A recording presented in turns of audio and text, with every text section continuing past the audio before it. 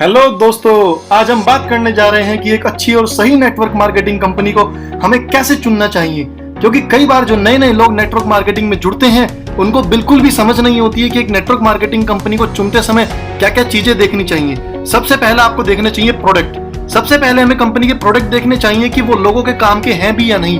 कहीं ऐसा ना हो कि नेटवर्क मार्केटिंग जैसी अच्छी अपॉर्चुनिटी को दिखाकर प्रोडक्ट के नाम पर आपको कुछ भी चिपकाया जा रहा है। तो आपको कंपनी के प्रोडक्ट जरूर देखने चाहिए कि प्रोडक्ट लोगों के काम के हैं या नहीं। अगर आपकी कंपनी लोगों के डेली यूज के यानी कि FMCG के प्रोडक्ट्स होंगे अगर आपकी कंपनी में, तो वो सोने पर सुहागा होगा, क्योंकि इन प्रोडक्ट्स की जरूरत हर इंसान को है। सेकंड पॉइंट है अवेलेबिलिटी यानी कि उपलब्धता।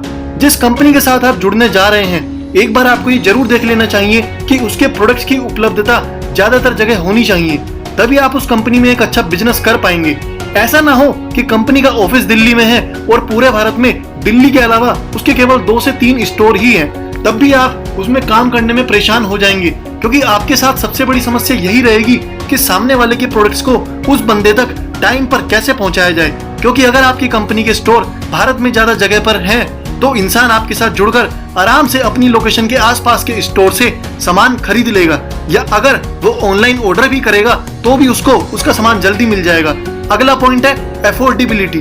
अब कई कंपनियां क्या करती हैं कि उनके प्रोडक्ट भी लोगों के यूज के हैं और प्रोडक्ट की उपलब्धता भी बहुत ज्यादा जगह है, लेकिन ये प्रोडक्ट लोगों की जेब को सूट नहीं कर रहा है। अगर आपका प्रोडक्ट मार्केट के दूसरे बिजनेस से ज्यादा महंगा होगा ना, तो वहां पर भी इंसान आपके साथ नहीं जुड़ेगा।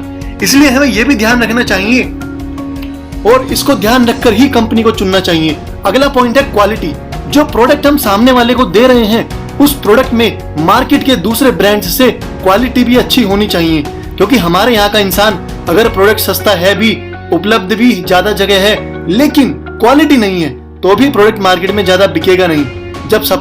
जब सामने वाले को अच्छी क्वालिटी के प्रोडक्ट मिलेंगे तो उसको भी लगेगा कि उसको वैल्यू फॉर मनी के प्रोडक्ट मिले हैं। अगला जो पॉइंट है जिसको कि हर कोई कर सके, आपकी कंपनी के प्रोडक्ट्स या बिजनेस प्लान सब चीजें ऐसी होनी चाहिए जिसको कि किसी भी वर्ग का इंसान यानी कि शिक्षित, अशिक्षित, विकलांग, हाउसवाइफ, जॉब करने वाला, बिजनेस करने वाला, हर किसी के लिए करना बहुत आसान हो। ऐसा ना हो कि आपने इतना कठोर प्लान बनाया हुआ है कि एक बहुत ज्यादा पढ़ा लिखा इंसान तो उसको समझाने में सक्षम है, लेकिन एक अशिक्षित इंसान उसको किसी और को समझा ही नहीं पा रहा है। अगला पॉइंट है कंपनी की ग्रोथ।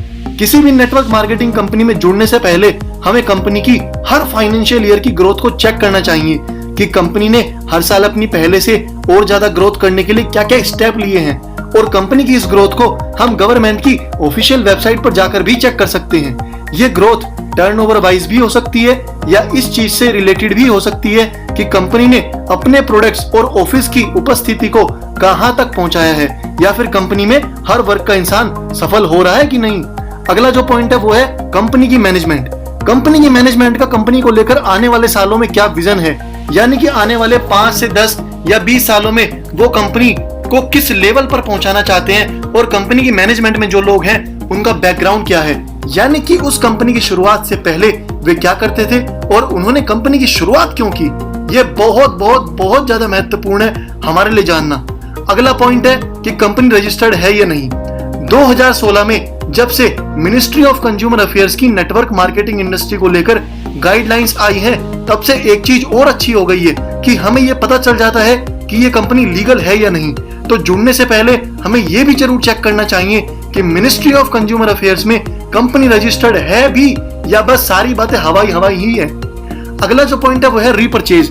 अगर जुड़ा हुआ व्यक्ति बिना कहे दोबारा खरीदारी कर रहा है तो समझ जाइए कि कंपनी के प्रोडक्ट्स में दम होगा, तभी सामने वाला दोबारा आकर भी खरीदारी कर रहा है। तो ये भी आपको ज्वाइन होने से पहले ध्यान रखना चाहिए कि कंपनी के अंदर रीपरचेज प्रोडक्ट्स की संभावना हो। अगला जो पॉइंट है वो है बिजनेस प्लान। कंपनी का बिजनेस प्लान कुछ इस तरह से डिजाइन होना चाहिए कि वहां पर जो इंसान सीरियसली काम करके बिजनेस कर रहा है तो उसको उसके बिजनेस का एक्चुअल रिटर्न यानी कि पैसा मिलना चाहिए। ऐसा ना हो कि काम बहुत ज्यादा और बहुत मेहनत से किया गया लेकिन रिटर्न उस हिसाब का नहीं है, तो भी वहां पर काम करने का कोई फायदा नहीं होगा लंबे समय तक। उम्मीद करता हूं कि आपको मेरे 10 पॉइंट बहुत पसंद आए होंगे। अगर आपको मेरी ये वीडियो पसंद आई हो तो प्लीज मेरे इस वीडियो को लाइक कीजिए, मेरे चैनल को आप सब्सक्राइब कीजिए और मेरी वीडियो को शेयर कीजिए। और मेरे इस चैनल को सब्सक्राइब करके मेरे को थोड़ा मोटिवेट और कीजिए ताकि मैं आने वाली और ज्यादा अच्छी वीडियो आपके लिए बना सकूं और सारी अच्छी वीडियो का नोटिफिकेशन आपके पास सबसे पहले पहुंचता रहे। Thank you very much.